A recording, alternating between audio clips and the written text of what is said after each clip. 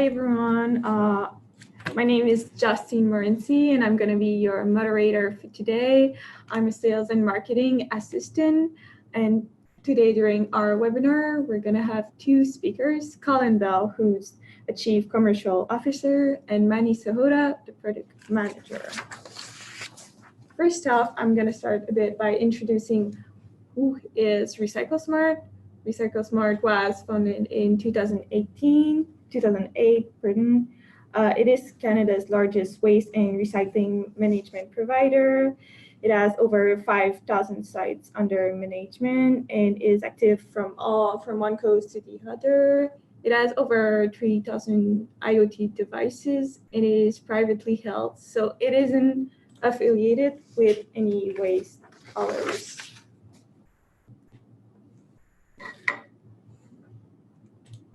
It is trusted by some of our clients who are from different sectors, such as Cal Tire, RioCan, Decade, and many more. What's happening now to companies who has to manage waste and recycling is that they got many invoices, they get no data to drive decision, they get poor recycling programs, they got lots and lots of contamination fees, and it feels like they're spending too much money on waste. What could happen if they start working with RecycleSmart is that they could have one consolidated invoice to save time and money. They could have clear signage, on-site training, data platform to track and guide decision, and even smart IoT bins that could optimize collection schedules. I'll give the floor to Colin, our first speaker, who is a co-founder of RecycleSmart. He leads the IoT team as well as the business development team. Welcome, Colin. Thanks, Justine, and thanks for everyone for joining us here today on the webinar about getting smart with your waste and recycling. So first of all, I want to talk about what is smart waste management. It's a term that often gets thrown around. In our world, what we consider smart waste management is using real data, so gathering data using IoT technology. We currently operate the largest fleet of IoT sensors and waste and recycling containers across the country. And we also make it easy and straightforward. So by tech enabling our services, we can provide information through various channels such as smartphone and web-based service applications. So instead of having to pick up the phone and call someone, you can get information on your smartphone or whatever channel makes the most sense for you. And using data to drive decisions. So really what we're using is a data aggregation and reporting tool to make sense of all the data from all the different vendors you might be using across the country and bring it into a common reporting tool so that you can see what's happening. Is your recycling program getting better? Are the decisions you're making about training and different services you're putting in making a difference, or what's actually happening? So it's kind of a one-stop shop and a window into what's happening with your waste and recycling programs. So for us, success is simple. One invoice, one contact for all services. So it doesn't matter if you have locations from Newfoundland to Victoria, you can provide one 800 number, one web portal to all your location managers or all your stakeholders, and they don't have to worry about, who does the waste and recycling services in Prince George versus Saskatchewan versus Montreal. It's all one contact. And at the end of the day, this efficiency should drive savings. So we guarantee cost reduction. For our clients, the average client sees durable savings of 10 to 20%. So that means after we've been working with them for 6 to 8 months, we should start to see some cost reduction on the bottom line as a result of the efficiencies that we're generating. And streamlining. So one easy to understand and pay invoice and no surprises or surcharges. So with RecycleSmart, you'll get an invoice with your total for your services plus tax. There's no fuel, there's no environmental, there's no made up fee that we dreamed up. So unlike a lot of other providers in the industry, we're not adding on a lot of supplementary fees. All right, so let's talk about container sensors. It's a tool that we use in a big way to measure container fill levels. We also can look at recycling contamination rates and monitor the service performance of our vendors. So one caveat before we talk about container sensors is that the industry is not quite at the just-in-time dynamic pickup phase. So we're not using sensors in the manner of, a bin is full and the truck gets a text message or an email and they send the truck out to pick up your bin. So we're using it as a tool to make pickups more efficient over time. And we'll show you a little bit about the tools that we're using to do that. But it's more of an efficiency tool than a just-in-time tool for sending out the garbage truck. And we'll also show you some live data on some cool new technology, which is camera sensors. And that actually provides us with info of what's actually in the container. So we can actually see what's in the waste and recycling bin and make decisions based on that. So let's go over to some live data now, and we're going to take a look and show you some sample data of some of the container sensors that we're using.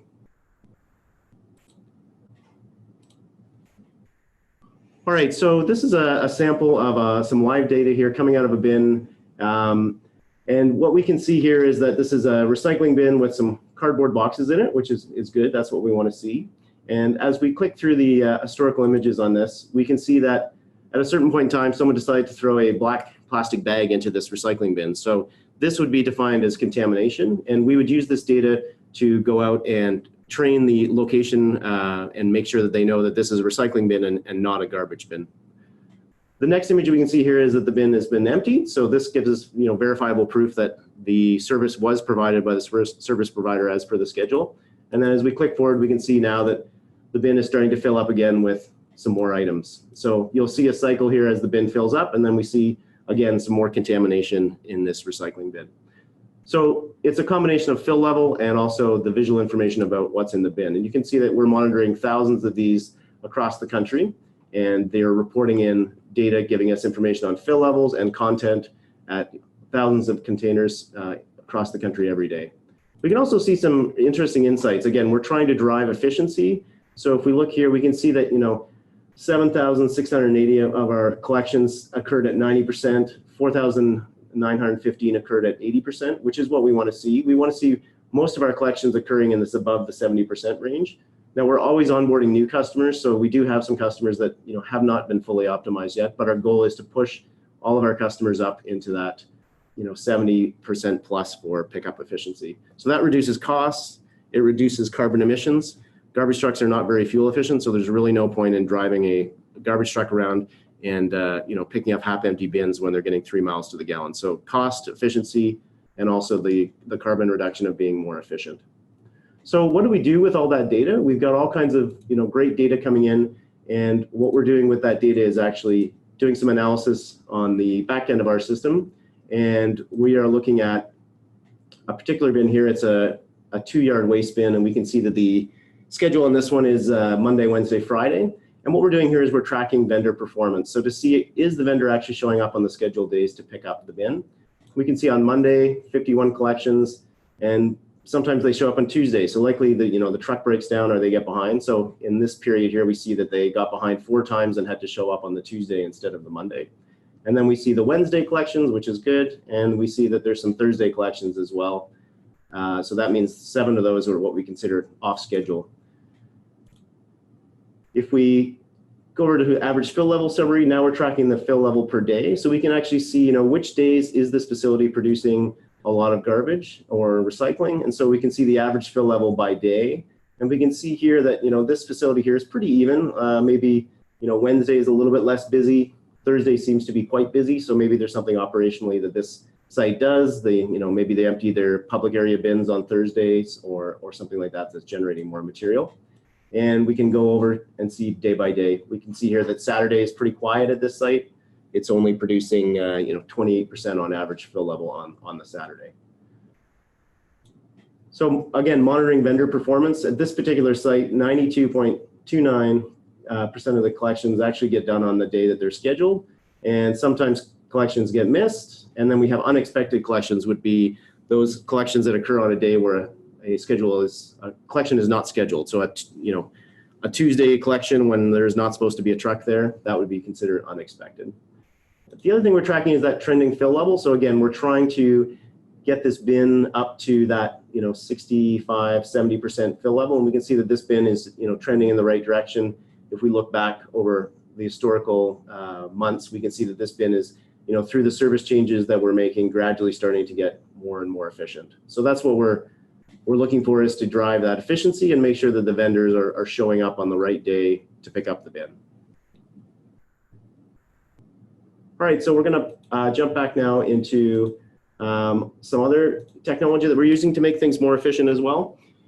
So compactor monitoring, if you're operating a large facility, you likely have a large trash or recycling compactor. These are fairly common across North America. There's millions of them deployed. Again, these devices compact trash so that we minimize the number of pickups needed by the truck. And what compactor monitoring does is it enables us to do just-in-time pickup. So unlike on container sensors where the industry is not ready yet to do just-in-time pickup, for compactors we are there. So we can dispatch a truck when the compactor is full instead of going on a set schedule, which would likely mean that either the compactor would overflow or it would mean that we're hauling a compactor that's not 100% full. So essentially we're being inefficient with that compactor haul. The systems that we're using are fully automated, so they run in the background using a cellular uplink, and the information comes into our monitoring center here in Richmond, BC, and then we monitor and dispatch the hauls out to the various haulers across the country. So what does that look like? We'll just give you a quick snapshot of what that looks like in the back end of one of the systems. This particular system that we're showing you today is monitoring energy. So essentially the idea is that as the compactor gets more and more full, the electronic motor that drives the hydraulic pump has to work harder. So we can see here the compactor getting more and more full until it hits a predetermined threshold.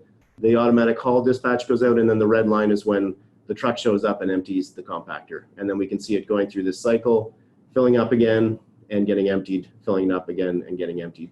This is all done in the back end by our IoT team. So it's not something that as a customer you would see, but this is how we're monitoring and keeping an eye on your equipment.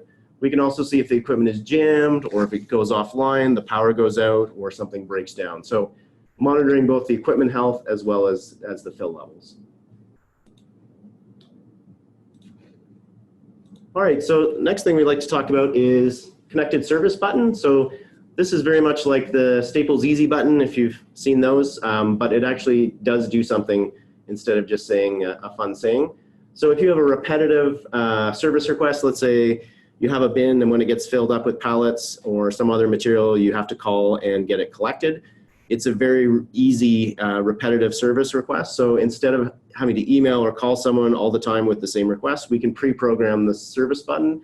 And when you push the button, it will automatically send a request into our customer service center, and then they will dispatch the service and create a case and let you know that it's been scheduled. So again, it's just one of those things to make it simple, make it easy, make it smart. Instead of having to email or call, you can just push the button, automatically sends in the request. Smartphone and web service app. So again, this is going back to our making it easy and giving us different ways to get information. So let's say you're a location manager and you're wondering if your garbage is on picked up for today or if your organics is being picked up. Instead of having to, again, call in and talk to our customer service team, although they're great and they're friendly, you can actually get this information instantly through the web or smartphone app, so available on both the Apple and Android app stores. So here's a sample customer. We can see here that their pickup days for organic waste is Monday and Thursday. On Wednesday, they have mixed paper and mixed containers. So if I'm at this site today and the organic bins are close to full, I can easily come in here and check and say, oh, you know what? I don't have to worry about it. They're scheduled for pickup today. And if there's any special services on the bottom of the calendar, we indicate those there. So this particular site has cardboard bale pickup, soft plastics, and beverage containers. And these are on call. So the site could contact us when those are full. And the compactor here is monitored. So there's no schedule. It just gets picked up whenever the monitor indicates that it's full. The other really great feature about this is reminders. So you can come into the reminder tab, and let's say you have a site where you need to make sure that the service area is clear for a truck. Maybe you stack things in front of the door, or you have a very busy loading dock with lots of cars coming and going, or delivery vehicles. You can come in here and set up an email or a text or a phone call even, so that it will let you know the day before or an hour before the pickup and say, hey, don't forget to mow and move things out of the way, the truck's coming. So that just makes sure the service happens as it's supposed to be and cuts down on those kind of annoying blocked service requests. The other really neat thing is what we call what goes where. So in this particular section here, we can actually type in an item. So if I'm at this site and I want to know, what goes, for example, in the recycling bin. So a really common one is always, I guess I can't spell today, but coffee cups. So if I'm wondering, can I recycle coffee cups at this particular site? I can come in here, search coffee cup, and it shows me here that yes, I can recycle coffee cups at this site, and that they go into the mixed container bin, and I should remove the plastic lid. So thousands of items in the what goes where. You can search up to 40,000 items, and they're specifically mapped back to the service at that particular site. So again, Smart Service app, just another way to make things easier, smarter. It's available on the web, or you can download on to your smartphone if you like to use that method instead. All right, so we'd like to flip things over now and talk a bit about reporting and customer portal. Thank you, Colin. It was really interesting. And now it's time for our second speaker, Manny Sahota, to explain what is the customer portal. Manny is a product development manager and works basically on waste diversion reports and waste audit. Hi, Manny. How are you doing? Good, thank you. So we're just giving you a quick view of our portal for waste diversion. So throughout the month, we accumulate all the information from invoices and our IoT technology to put together a waste diversion report. The waste diversion report measures how much you're recycling versus how much you're throwing out. So currently I have a little demo set up for you with a customer that has multiple locations across Canada. So we have 2 sites, one in BC, one in Ontario, and I'm showing you here the breakdown by month for the year of 2019 based on the material types and the total rate, the diversion rate per month. So as we can see, this is trending upwards throughout the year. We provide a couple of different breakdowns for you so you can easily share this information to your internal team should you need to. Any of the charts and the graphs are downloadable either in a PDF or in a XLS format. So anytime you need the information, it's all in a consolidated area for you. Should you manage one site or many sites, you can view it all, or you can view it based on how you need. So here we're looking at everything on this customer. Should we just want to look at things that are in BC?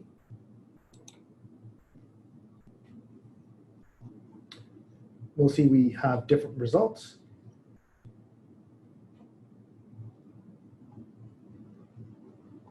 And we can also view previous years. So all your information is now consolidated. There's no more need to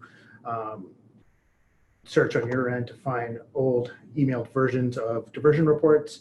You can always log on to the portal to see what you've diverted throughout the year and throughout the month should you need to.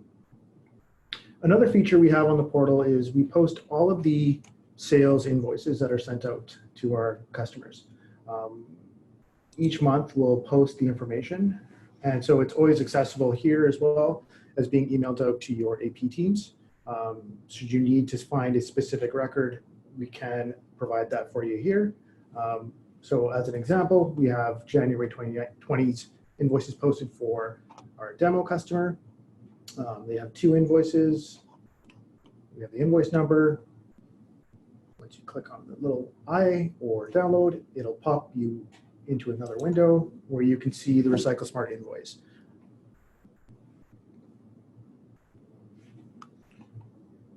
Awesome, thanks Manny. That's a great overview of the portal. And if anyone has any specific questions on portal, we will be sending out a webinar recording after, and you can always get in touch with Manny on any of the details of the portal. And then at Recycle Smart, we have a multi-channel approach, which means that we use different services such as the Smart Service app, sample signage program, and many more. And with all of those together, that's when we know that we are efficient. Really, it's all piece of the puzzle put together that we can be the best. Thanks, Justine. So just as we get towards the end of the webinar, purchasing smart. So one of the big questions is always about, why couldn't I do this myself? Or, what is the benefit of using an outsourced provider such as Recycle Smart? So first thing we'd like to talk about a bit of is the RFP process and service equipment review. So the RFP process should result in the best possible cost for the best service. But what we find is often companies are setting out their current services and getting a new price on them, which isn't really an improvement, because really a lot of the efficiency comes down to, do you have the right service, the right equipment? And then once you have the right service and the right equipment, then you should send it out to RFP, but not kind of backwards. So the analogy that we always use is, it's like getting a great deal on a Porsche when you really need a pickup truck. So that's what often happens, is the same services have been in place for years, and they just go back out for bid and essentially get new pricing on the wrong service, the wrong schedule, and potentially the wrong equipment type. So what we're seeing in the industry is that instead of going out to RFP and then doing the efficiency after the fact, the best practice is to use a management partner such as RecycleSmart, and with deep industry and sector experience to help design, run, and evaluate the RFP responses. So again, this is garbage, it's not rocket science, but you do benefit from having someone like RecycleSmart on your team that knows the industry, the latest regulations, the latest equipment and technology, to help you design and run your RFP process, and also to help you evaluate your RFP responses. So once the responses come in, are they valid? Do we need to ask additional questions? Is the service and equipment that is being provided the right fit for you? Because sometimes you get an RFP response back and it's not what you expected. And if you're not 100% up to speed on the waste and recycling industry, you could, either buy something that you thought was something else, or, end up signing up for something that really isn't a good fit for you.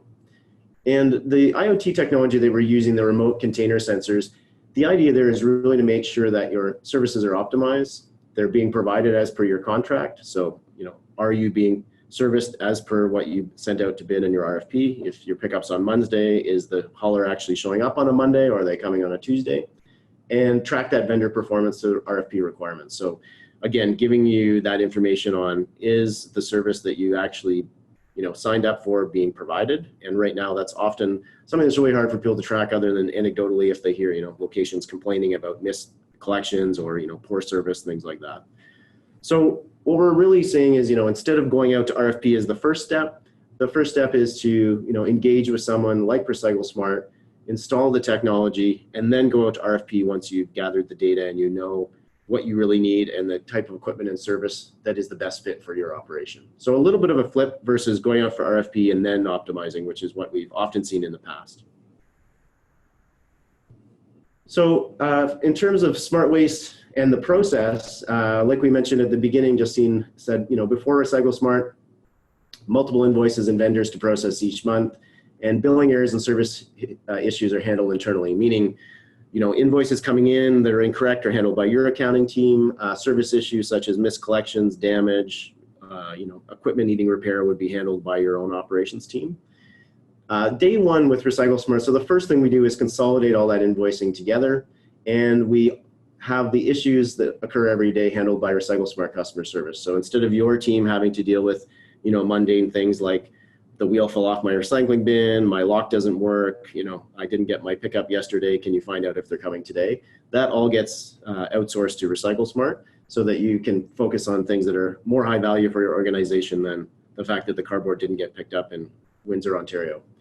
And the billing verification is a big advantage as well. So instead of having to make sure that what you're paying every month is correct, that verification gets done by our accounting team, and you can rest assured that when that invoice shows up in the portal or in your inbox, that it's been verified and the services are correct and valid. And then after 90 days, we start to see some of that efficiency, that cost reduction with the IoT sensors and our purchasing power kicking in. 10% is typically the guarantee that we provide, and then the average client achieves 20 to 30%. That might take a little while before you get there in terms of 6 months to a year, but that's typically what we see over the long term of our client life cycle. So that's how we define rocking the recycling after 90 days. It's simpler, it's easy, and at the end of the day, it should also be cheaper. Thank you, Colin. We are at the end of our first webinar. It is time for Q&A. So if you have any question, just go on the bottom of your screen and type your question in the Q&A button. And then also, just to let you know, here we have a bilingual person. So if you want to type your answer in French, that could work as well, because in Recycle Smart, we have bilingual employees. So if you're a French company, then you can always, some people are gonna be able to answer you in French. That's right. Good point. Justine is bilingual as well. You can probably tell from her accent today. So if you have any questions, you can type them in and we will get back to you right here live. Let's see if we have any questions coming in there, Justine, through the panel. Yes, we have a question. The question is, are the sensors providing real-time data? And if so, do they require Wi-Fi to work? Yes, that's an excellent question. So we'll start out with the real-time data. They're not video cameras. So what we're seeing there is it's not a live video feed. It's taking 3 photos per day and a photo when the bin is collected. So it's a scheduled check-in, taking a photo to give us a status update. So there's no risk of kind of security risk and things like that happening. And Wi-Fi, no, they work on the cellular network. So as long as there's cellular service, then they will connect fine. So we don't need to connect into your Wi-Fi system or anything like that. Okay, thank you. And then we've got another question. If my company wanted to test your services, can you subcontract haulers, or do we need to keep our current haulers? Oh yeah, that's a great question, Patrick. That really comes down to whether or not your current hauler is the best fit for you. So we work with over 800 vendors across the country.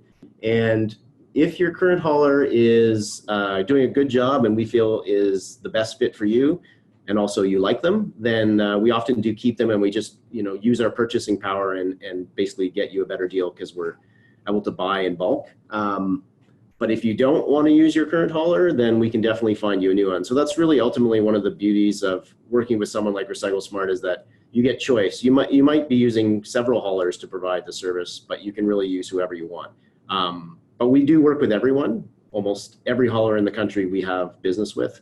And so it's not exclusive in terms of, you have to use a hauler X or you have to switch haulers, if that makes sense.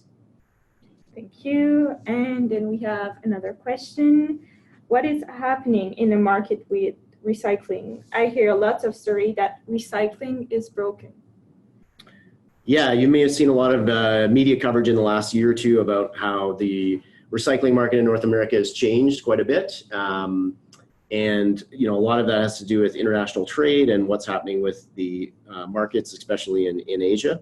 So I would say recycling isn't broken, but it's definitely going through a big change right now. And one of the things we are seeing is a lot less tolerance for what we call contamination. So in that compology live data that we viewed with the garbage bag in the recycling bin, a year or two ago, that probably wouldn't have been an issue, but it's starting to become more and more of an issue in terms of contamination in recycling bins. So I would say that recycling is not broken. As long as your recycling is clean and well sorted, there's likely a market for it. If your recycling is mixed in with a lot of garbage, then it's harder and harder to move that dirty recycling.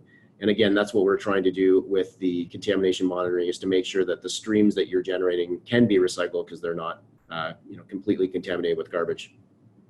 Thank you all for your question. We have another one. Where sites are services by non-skull trucks? How do you estimate weights? Do you share those conversion factors? So where we have haulers collecting without scales, we do use standard densities for our standard waste diversion reports. However, we do work with customers as well to make sure that we calibrate for their specific locations. So we do share the densities with the customers should they require for our estimates. Thank you. And then we have another question. Is the Smart Service app available to my tenants at a shopping center? And is it customizable for our recycling materials for them to look up as to where it is to go?